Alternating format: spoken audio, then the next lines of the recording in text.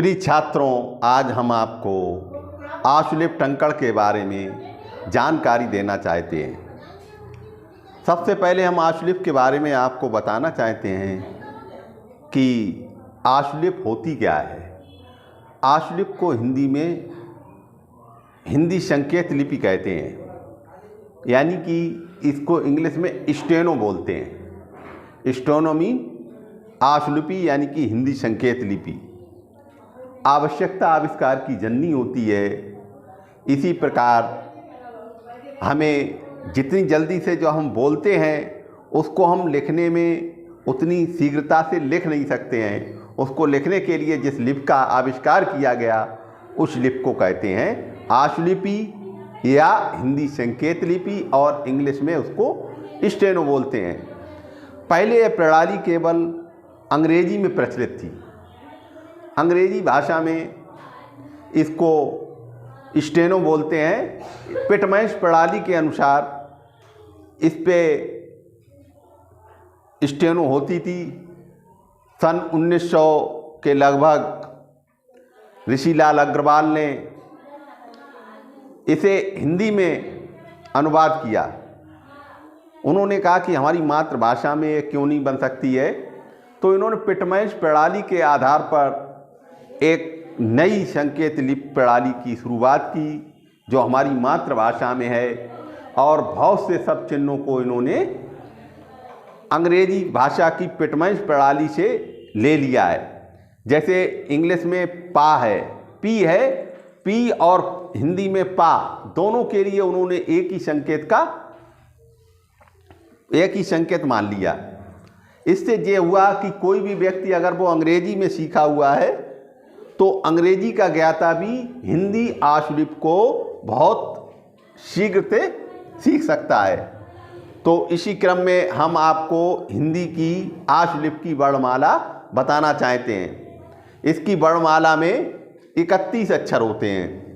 तो सबसे पहले हम आपको वर्णमाला बताते हैं।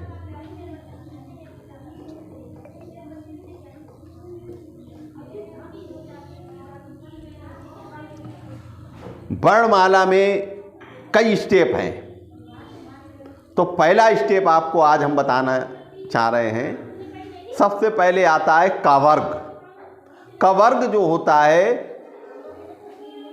वो इस तरीके से, ये हमने एरो बनाया इस पे। इस एरो का मतलब है कि हमारी लाइन सीधी जाना चाहिए इसी पे। जैसे देखिए आप, ये आपकी स्टेनो की कॉपी है।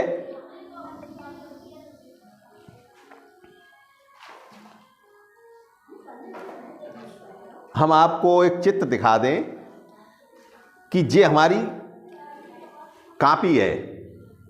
इस कॉपी पे आपको लाइनिंग मिलेगी इस टाइप से, ये। और इस पेज पे जब हम आप लिखेंगे, ये लाइनें हैं दूर दूर, तो सबसे पहले का वर्ग लिखेंगे लाइन पे। एरो ये बना हुआ है, तो अब हम अगर लाइन पे लिखेंगे तो आपको देखने में दिक्कत आएगी। तो पेंसिल से लिखी जाती है। सबसे पहली बात यह है, पेंसिल से इसलिए लिखी जाती है कि इसके अक्षर मतलब हल्के और डार्क में होते हैं। अगर आप पेन से या और किसी चीज़ से प्रयोग करेंगे तो उसमें फ़र्क आ जाएगा। तो पेंसिल जो है, स्टेनो की एक अलग से पेंसिल आती है, उस HB पेंसिल का यूज करेंगे। अगर नहीं मिलती है तो कोई भी ऐसी पेंसिल लें जो स्टैंडर्ड हो। तो सबसे पहले का बनाएंगे। अब आपको यहाँ पे शायद थोड़ा सा कम दिख रहा हो, तो हम इसके ऊपर बनाए दे रहे हैं। ये आपका का बन गया। इसके बाद अब हम ऊपर ही बनाएंगे जो आपको दिखता रहे। इसको हम थोड़ा सा कट करेंगे तो ये खा हो गया। इसे का कहेंगे और इसे खा कहेंगे। ये अक्षर हमारे थोड़े हल्के होना चाहिए। इसके बाद में डार्क में ये गा, का हल्के से लिखेंगे, गा को डार्क में लिखेंगे, और घा को हम कट कर देंगे, यानी कि खा और घा, खा और घा, ये हल्का है और ये डार्क में है।